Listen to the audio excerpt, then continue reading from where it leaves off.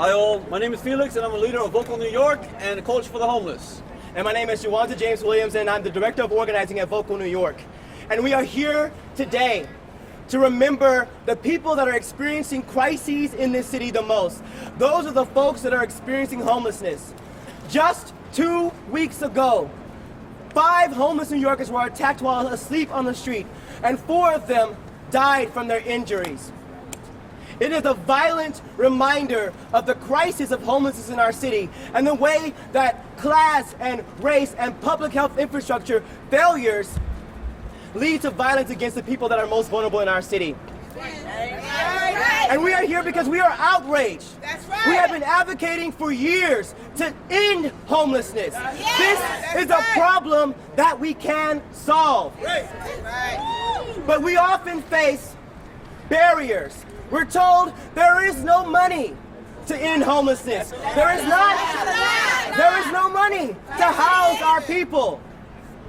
But yesterday, a thing happened in this city that changes the history of New York, that changes the framework of mass incarceration in this city, in this state, and in this country.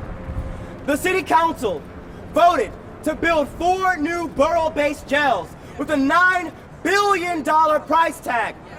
So we have the opportunity to build jails with $9 billion, but we don't have billions of dollars to house the homeless.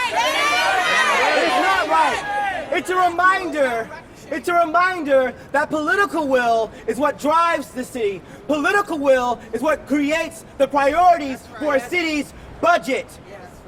And to our great dismay, Mayor Bill DeBlasio yesterday said that the era of mass incarceration is coming to an end. And we're here to say that the era of mass incarceration can never end if we do not end homelessness. Homelessness is the most visible element of what it looks like to have structural and political failures.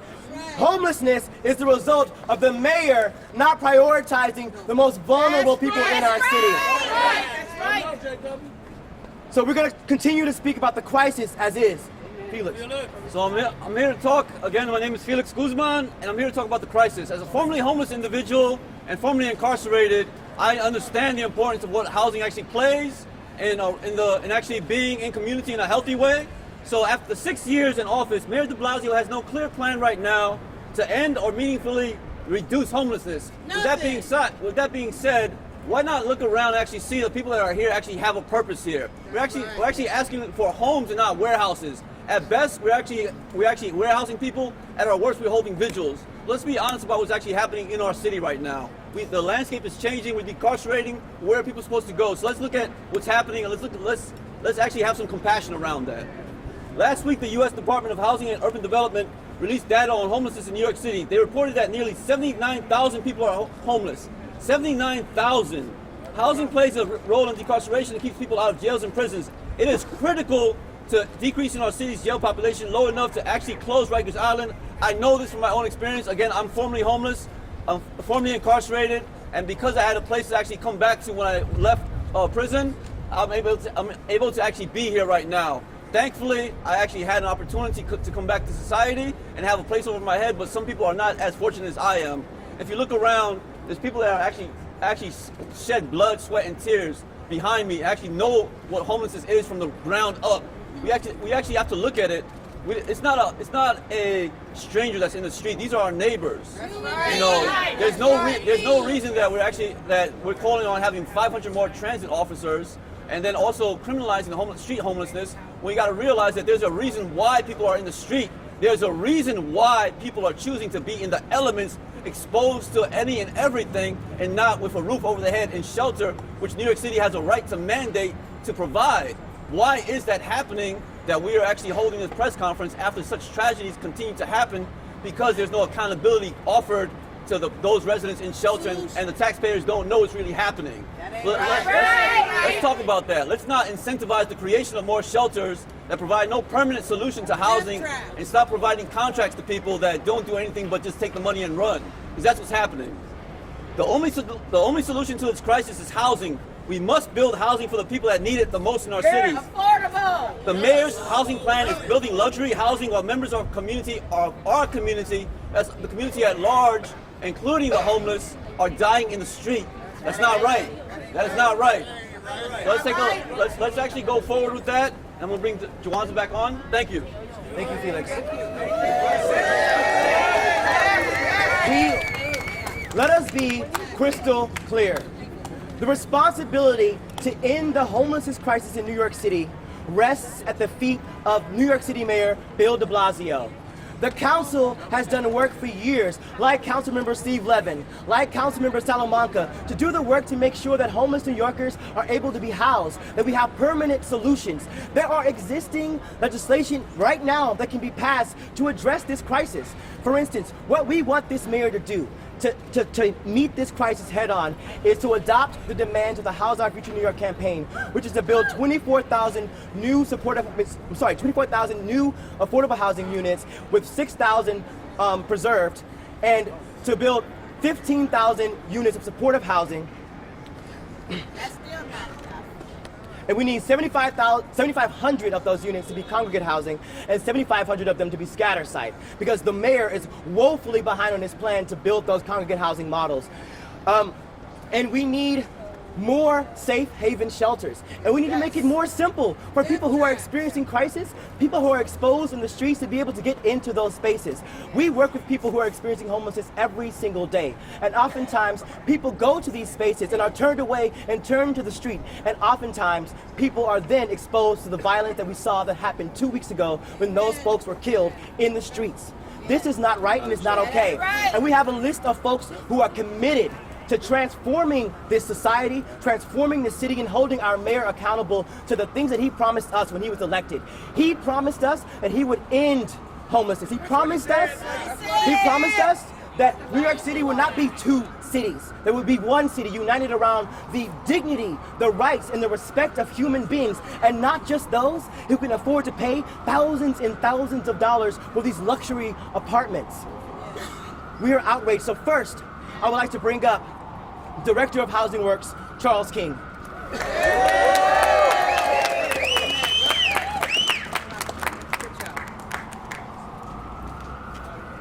Good morning, everyone. Good morning. I want to thank you all for being out here this morning. Welcome. I'm not going to take a lot of time. I'm going to try and keep it simple.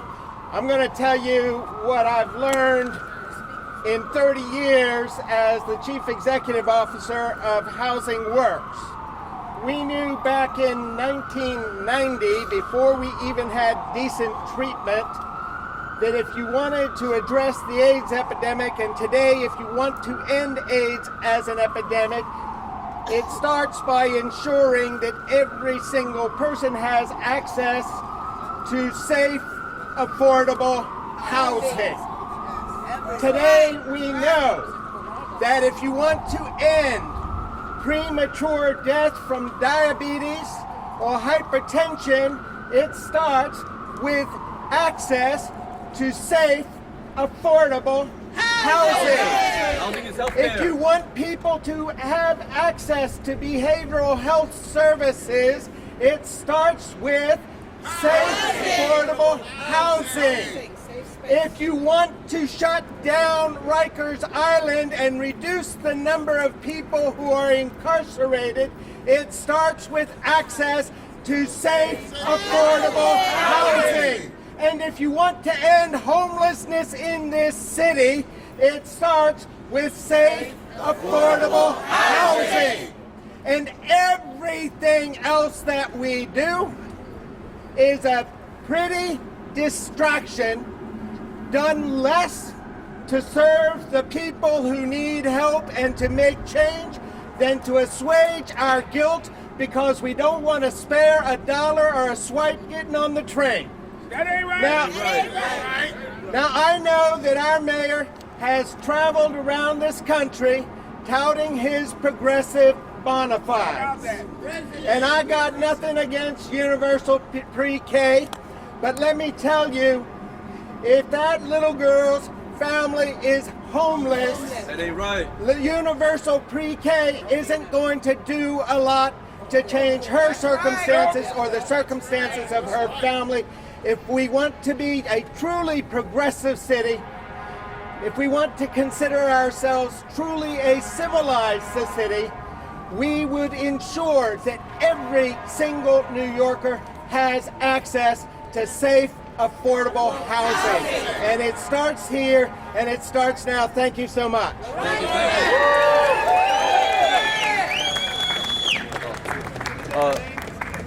That was Charles King. No, I'm sorry. Oh, sorry. Jawanza James Williams. Yeah, Jawanza James Williams. So now we're actually going to go ahead and actually bring out Assembly Member Yuli New.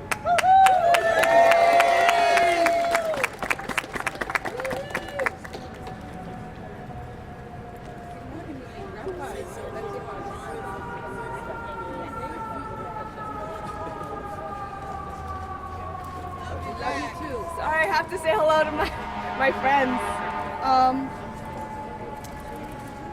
As you know, about 2 weeks ago in my district, there were 4 horrible, senseless murders and 1 attempted murder on one of our community members. I organized a community vigil in response to this incident and also co-wrote an op-ed with our friend Felix here to the changes that need to be made to our system to ensure that every New Yorker has a home. With growing housing prices and a lack of affordability, our government system makes it so difficult for people to be able to get out of poverty. That ain't right. That ain't right. Any one of us could be homeless. Amen. That's right. The housing prices now are insanely high, the cost of living here untenable. People who have full-time jobs are homeless. Yes. Homelessness is not an impossible or out-of-reach outcome for any of us. Because of a slew of systemic failures, any one of us could fall into this never-ending cycle of poverty. That ain't right. We need to recognize that incidents like these are a symptom of our broken system that ignores the voices of our most vulnerable community members. We also need to recognize that we need systemic change, and we need it now. And while the city and state have tried different methods to try to help to give resources to our most vulnerable community, the biggest part of the solution that works to end homelessness is housing. Housing! We need permanently affordable housing, deeply affordable housing, and also supportive housing for those who need it. We need to build a model rooted in providing permanently affordable, deeply affordable housing, supportive housing, and direct prevention services to end homelessness and poverty. We can prevent people from becoming homeless as one of the biggest services to end homelessness. And in the meantime, work support to provide homeless population the work support that they need and to minimize the risk of the violence that they endure. Deeply affordable units must remain permanently deeply affordable. Temporary affordable housing is not affordable housing. No. It is just a tax benefit giveaway to developers. That ain't right. That ain't right. In our city, we see quote-unquote affordable housing projects, yet the regulatory agreements for affordability don't even last 2/3 of a single person's lifetime. Much less help multiple people over and over again as our communities need. The rules are also changing constantly for these units. 79,000 of our community members are in and out of shelters or living on the streets, and the situation is only getting more dire. This is completely unacceptable. Unacceptable. That ain't right. That ain't right. That ain't right. We must work to comply with House Our Future New York's recommendation of building 24,000 units of permanent affordable housing, with 6,000 units designated specifically for members of our homeless community. On the state level, we need to pass legislation that removes barriers that often traps our most vulnerable community members in an endless cycle of poverty. We need to fully fund public housing. Yes. And we need to invest in housing as a human right. Yes. Yes. Taking apart this broken system through real solutions like anti-poverty legislation, funding direct outreach services, building supportive housing, and constructing permanently deeply affordable housing will allow our community to break the cycles of poverty and prevent our community members from being forced to live on the streets. I want to thank Vocal New York and the Coalition for the Homeless for hosting this rally and working so tirelessly to ensure that all of our community members have the rights that they deserve. I want to thank Felix, I want to thank Juwanza for your tireless voices, because without your experience and without your voice, we wouldn't be heard. And I also want to thank all of the electeds and advocacy organizations and community members who joined me in solidarity at our community vigil. But it shouldn't stop with a thought and a prayer. With all of our voices united, we can demand accountability. We could demand progress, and we could demand the change that we want to see, and in hopes that we never lose another neighbor in this tragic way, and in hopes that we can make sure that people finally see that housing should not be a privilege for a few, but a right for everyone. Thank you so much.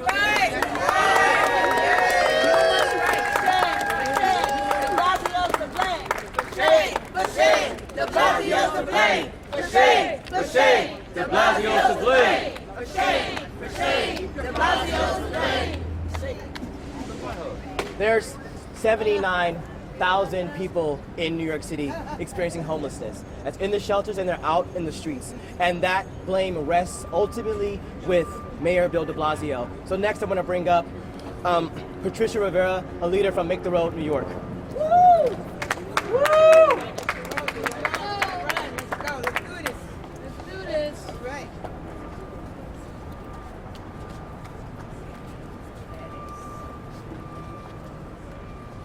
Hola, buenos días a todos. Mi nombre es Patricia Rivera y soy miembro de Make the Road. Como madre de 3 hijos viviendo en una de las ciudades más caras de Estados Unidos sin protección de alquiler, hoy estoy aquí ante la realidad de que en cualquier momento mi familia podría estar sin hogar. Hace solo 3 años fui desalojada de un apartamento no regulado. Mi alquiler aumentó a $3,800, lo que la mayoría de los neoyorquinos no pueden ganar, ni pagar. En este momento de dificultades reales, tuve la suerte de que un amigo abriera las puertas a mi familia.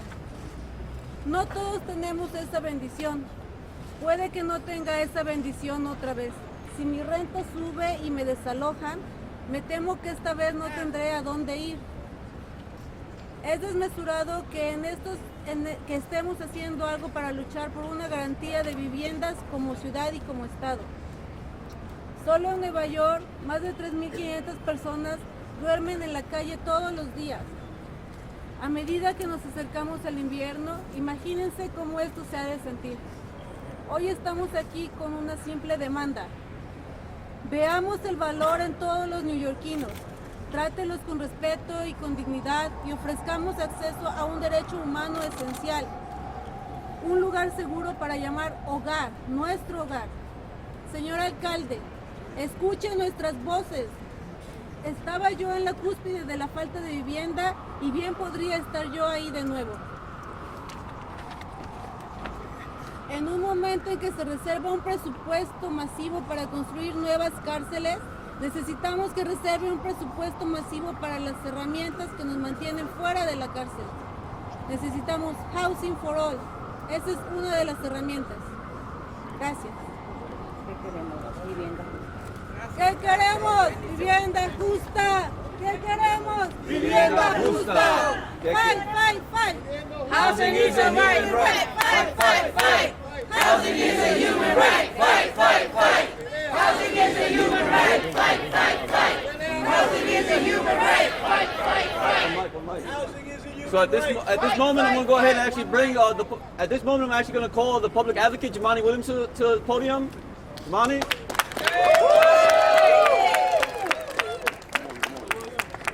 What's up, New Yorkers? How you doing? I'm back. Fighting with you.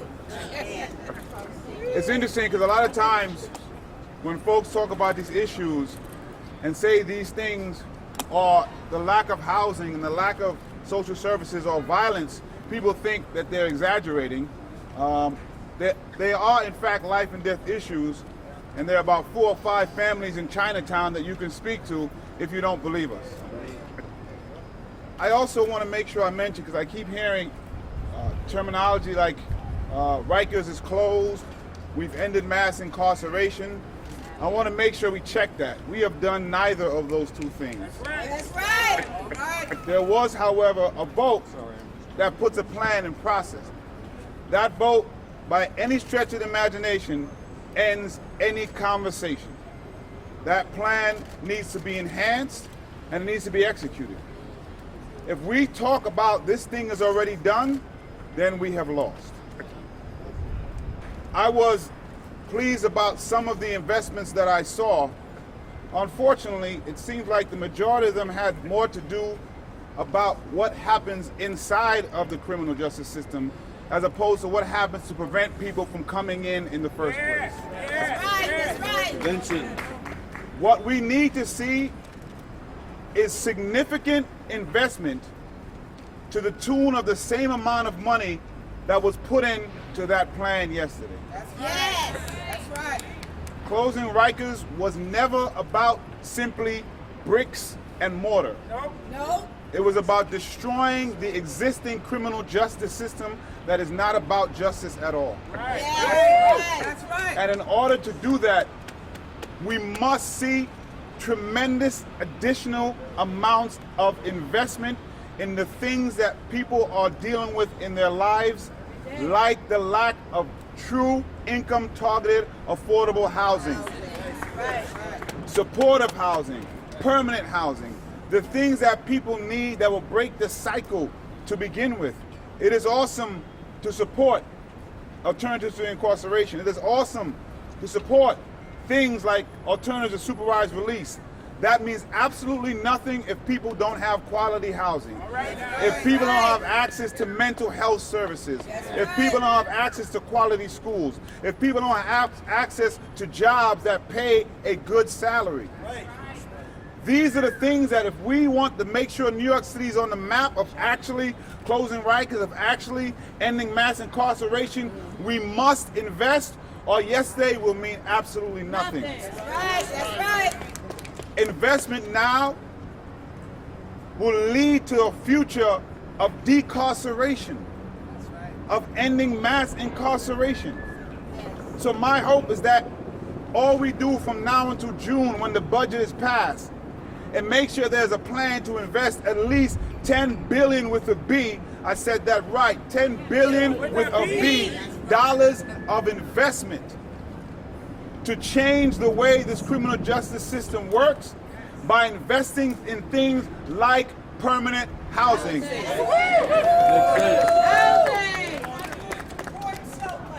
That vote is not the end of a conversation.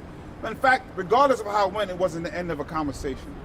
This has always been more than bricks and mortar that needs to be seen in the budget. I was glad from my vantage point as a public advocate to be in the conversation and having discussions about investment. I'm glad to see some of the things there.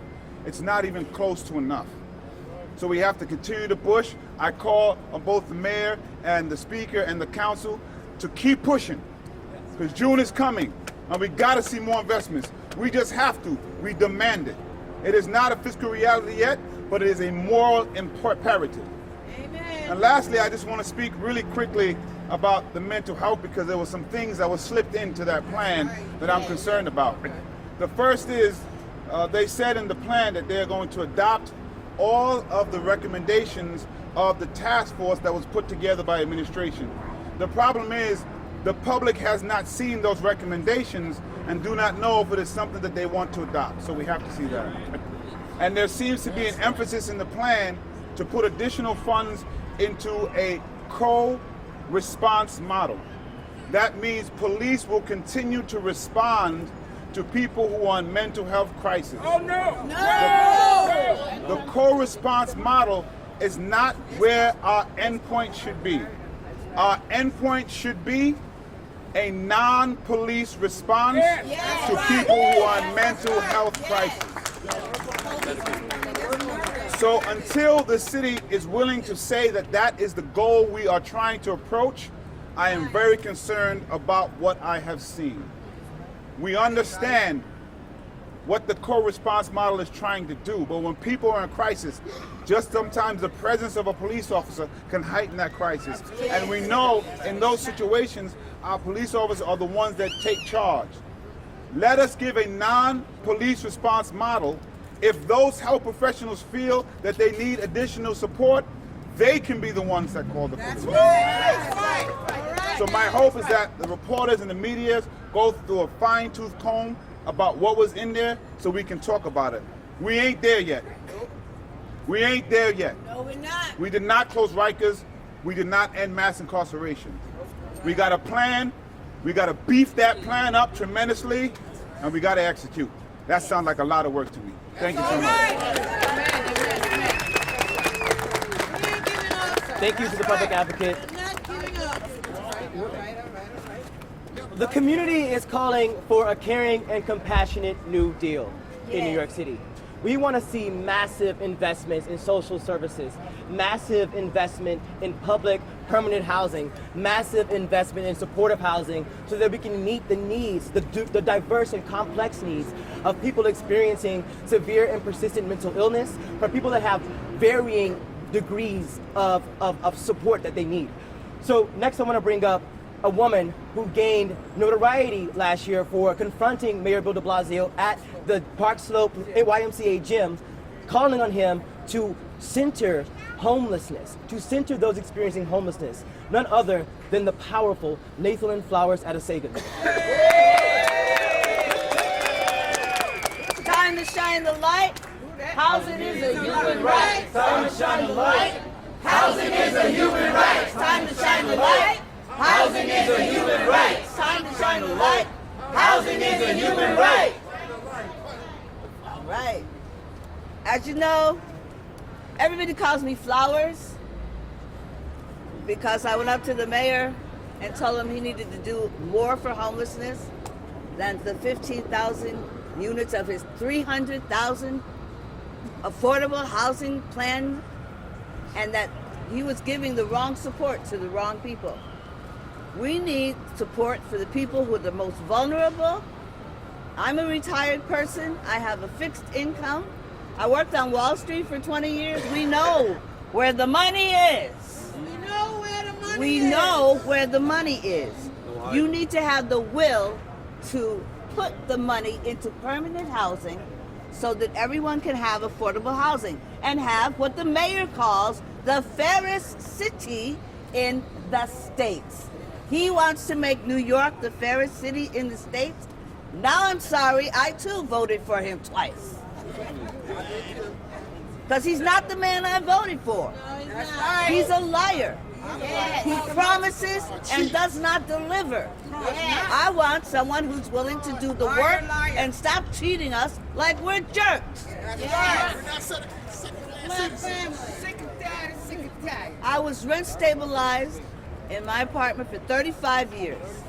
And I had a preferential rent when I was evicted of $475, and the new lease said I would pay $1,319.16, which I could never pay because I'm a retired Wall Street CPA, office assistant, worker. We know where the money is. If you make $10,000, he makes $50,000, you don't pay the same tax. But the city still taxes a millionaire who makes $10 million and one who makes $20 million the same tax. They say they want to pay their fair share. Let those wealthy people who have consciousness, who are conscious in saying it's not fair that we, the workers and the laborers and the working poor and people on fixed income and disabled are using our tax dollars to support rich development. That has got to stop. That has got to stop.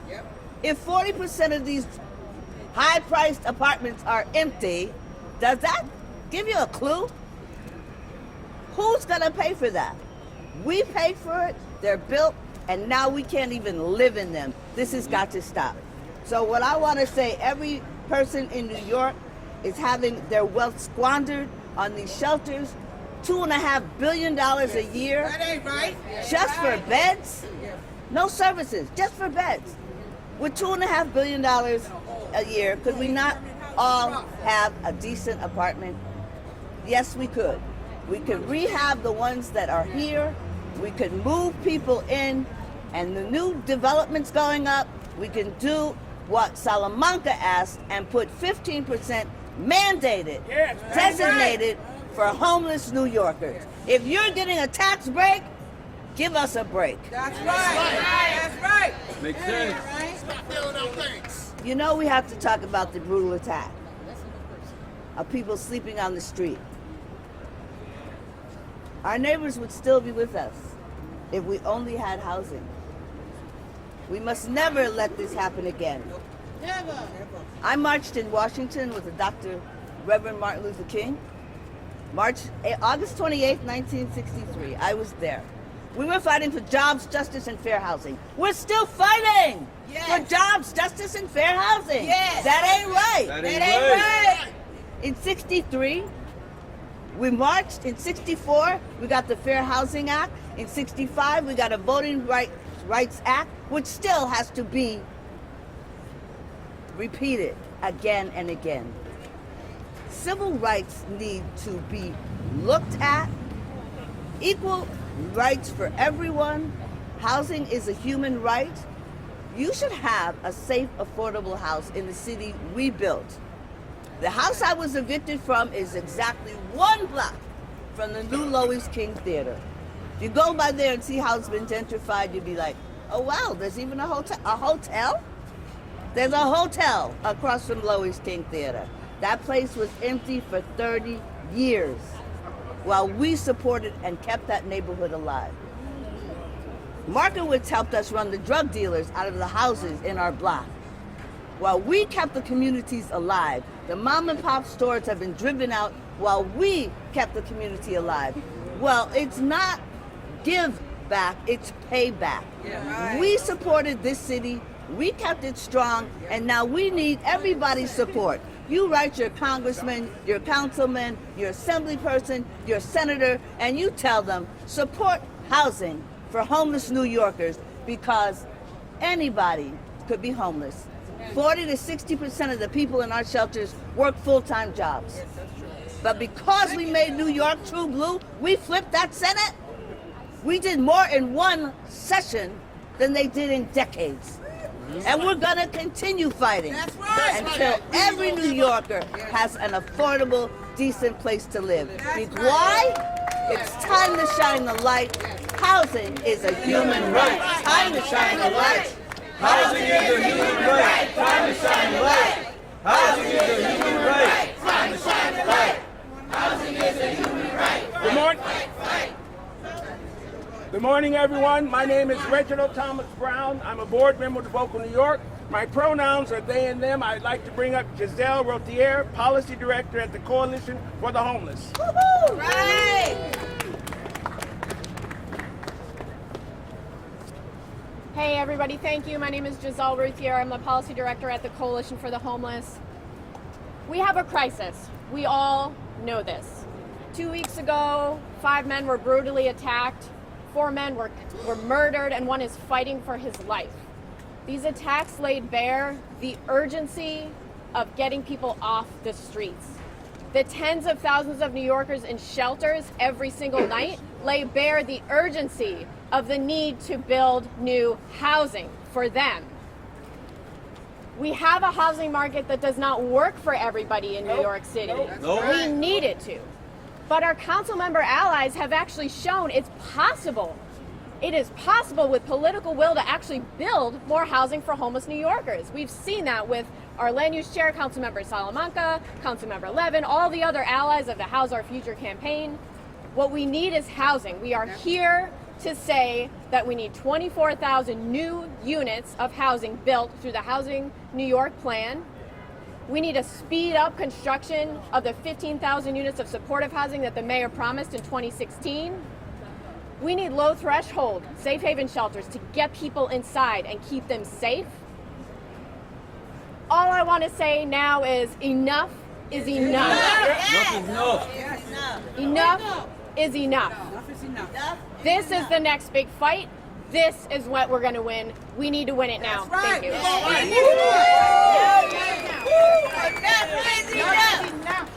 Now we're actually going to call on Councilmember Steve Levin.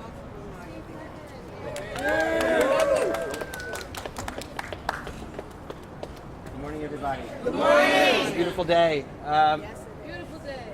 I just want to thank all of you for being out here today. I want to thank Ms. Flowers for always providing such clear moral leadership. I want to thank Vocal and Coalition and Legal Aid and Make the Road, Boom Health, everybody that's here, everybody that's Interfaith Assembly on Homelessness, New York Community, Housing Works, Care for the Homeless. Care for the Homeless. We are here together. We're here together, coming together to say we control our own destiny in the city. We control our own destiny in the city. We know what the solutions are to end homelessness. We know what those solutions are. Those solutions, it's affordable housing. It's adequate jobs for people. It's education. But most of all, it's housing. Most of all, it's housing. And we know how to get there. We have a plan. 24,000 units set aside for people exiting the shelter system. You know, we have been hovering around a record number of people in shelter for the better part of a decade. That ain't right. That ain't You're right. While that's been happening, we've seen the cost of housing go up and up and up in New York City. We've seen wages stagnate, relative wages go down. We need public policy to address this moral issue of our time.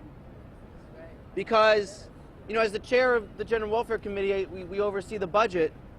The DHS budget has gone up, it has doubled in the last 6 or 7 years. It's over $2 billion a year. Every single year, $2 billion for shelter.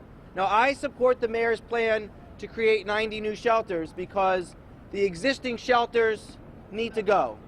The existing shelters need to go. Or the ones that are run by good organizations and tier 2s that have ties in the community, they provide the way forward. But the hotels, the cluster sites, gotta go. The city-run shelters, the DHS-run shelters, have gotta go. Ward's Island, Gotta go. Bedford Armory, Gotta go. Franklin Avenue, Gotta go. gotta go. We need a better way forward. And we have the plan. We need the political will behind it because we know it's going to cost money. But we have the money. We're spending $2 billion a year on shelter. So we have the opportunity here to do this. I'll be in office for another 2 years and a couple of months. You have my full commitment that this is priority number one for me. Because we need to do this. We need to do this not just for ourselves and not just for our neighbors, but we need to do this for the next generation. Because the next generation is facing the same challenges. So I just want to thank you all for your passion, for your focus. Let's keep it going. Let's continue this fight. Determination. Thank you. Thank you, council member. I'd like to bring up now Leroy Alexander, leader of Neighbors Together. Woo!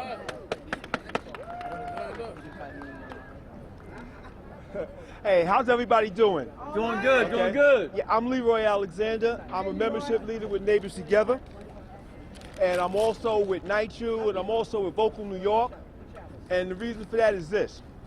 History has shown us that one voice can be silenced, but the voice of a movement will echo forever. Yep. And the theme of my speech is something has to change. I say that something has to change. In New York City, in the New York City shelters, approximately 60,000 people spend the night in a New York City homeless shelter every night, and there's no telling how many other people are sleeping on the streets. Something has to change. Something has to Something change. has to change. Affordable housing. is being offered to individuals and families with six-figure incomes.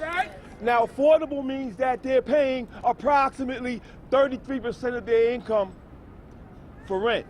Let me ask you something. How many working class people, I'm talking about grassroots, rank and file, working class people pay 33% of their income for rent? It's closer to 50, if not more, right? Yep. Something has to change. As a taxpayer, your intelligence should be insulted. Yes. Mm-hmm. Sure is. Now, Department of Homeless Services, like Flowers pointed out, last year spent $2 billion for beds. Not to shelter people, just for the beds for them to sleep in. Now, do the math. Do the math. 60,000 people, $2 billion for beds. How much does your bed cost? How much does it cost for beds for 60,000 people? As a taxpayer, your intelligence should be insulted. Something has to change, okay? Now, we all know that recently 4 homeless people, actually was it 5, were attacked, 4 were killed, okay? Now, I don't know, I don't always follow the press and the media. What was City Hall's response to that? None. That's what I thought. That's what I thought, okay? I thought maybe I missed something, okay? But what I did hear is that this administration is ready to spend $9 billion to build more jails. Hell no. Right. And you know what? I need to say this because it's something I haven't heard said. They're not spending this $9 billion to build localized jails to end the cycle of criminal justice. What they're doing is they want to make it cheaper to transport criminals to court. That's why they want to put a jail in every borough. I haven't heard that said in a while. As a taxpayer, your intelligence should be insulted. Something has to change. Okay? Now, when you think about how this administration would rather spend $9 billion to build jails than to invest $9 billion to end homelessness, the message is clear. Incarcerating us is more of a priority than housing us. Right. So I asked myself, Bill DeBlasio, are you representing me? No, he's not. No, that's what I say. Bill DeBlasio, you are not representing me. You're not representing us. Okay? People. In fact, I'm going to go as far, speaking for myself, okay? Aside from the organizations I'm a part of and I represent, speaking for myself, I'm going to say that this mayor is not an ignorant bystander. Is not an ignorant bystander, okay? He's not a willing party. He's a co-conspirator. Amen. That's right. To changing the demographics of this city. Now, it's a word you hear, is backroom whisper, but I'm going to call it. It's called gentrification. Yes. It's called gentrification, and I'm not going to elaborate on that because that's a separate issue. But however, what it does represent is the disenfranchisement of the working class, the disenfranchisement of the lower income class, the disenfranchisement of those who are, what's the word y'all use? Vulnerable, the most vulnerable of us, like those 4 that died on the streets, because the shelter system is not safe for the average person that hasn't been like Felix and me, that's been homeless, that's been incarcerated, that can fend for ourselves. Somebody has to do it for us, okay? I'm not going to keep you on much longer. I'm going to close by saying this. This homelessness crisis, it's not about money. It's about social, political, and economic philosophy, right? Philosophy. Nothing's going to change until we're able to raise the consciousness of our highermost officials. And I'm not talking about the public advocate Jumaane Williams. And I'm not talking about council members Epstein and Levin and Robert Cornegie's and Vanessa Gibson, that have shown time and time again that they stand with us. I'm talking about the ones that hover above us, the ones that line their pockets and increase their political ambitions on our backs. Until we change that level of consciousness, nothing's going to change. But I say right here, something has to change. Yep. Thanks for letting me speak, y'all. Thank you, Leroy. Thank you very much, Leroy. Our last two speakers are Gail Mason from New York, Communities. I'm sorry. Gail Batson from Gatson, I'll get it right eventually, from New York Communities for Change, and Josh Goldfein, staff attorney at Legal Aid Society. Woo! Good morning, everybody, or good afternoon. It's a pleasure to be here. My name is Gail Katz. I'm from NYC. I also assist vocals sometimes, but I just thank my whole family out here. You know, I'm just appalled of what's going on with the homeless because it's an epidemic that they have created. Now they don't want to fix it, and they're looking at the homeless like they're a disease. Well, you made the disease, now find the cure, and that's permanent housing, low housing. DeBlasio, you've made promise after promise, and I'm saying to you, I voted for you. I want my vote back because too many people are homeless, and it's not necessary. You put them in the street, you find it more easy to make money putting them in brothels, all of that. That's more money. Put them in housing and save money because you open the doors to mental issues, to other issues that roam in the street. It's too much money being wasted for temporary housing. Give them permanent housing. They deserve it. And we want our votes back. We voted for you. Keep your promise and don't be a liar. Exactly. And don't be a liar. Keep your promise and don't be a liar. Go ahead. All right. I'm Josh Goldfein from the Legal Aid Society. We've heard a lot today about how complicated the problem can be, but the answer is very simple. The answer is housing. Yeah. And we know that. And we have the city already investing in an affordable housing plan that does not meet the need. Where the greatest need is at the lowest ends of the income band, and yet the city is funding affordable housing for people who could pay thousands of dollars a month, and those apartments are sitting empty because there aren't people to take them. That's not where the need is.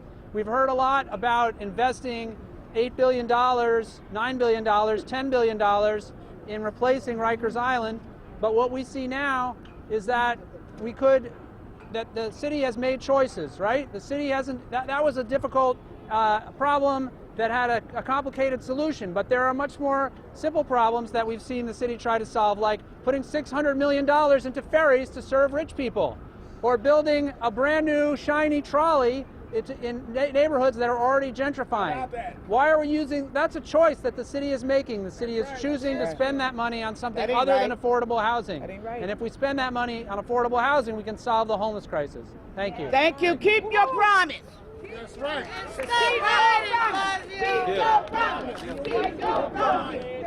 Okay, thank you very much. Are there any questions from the press?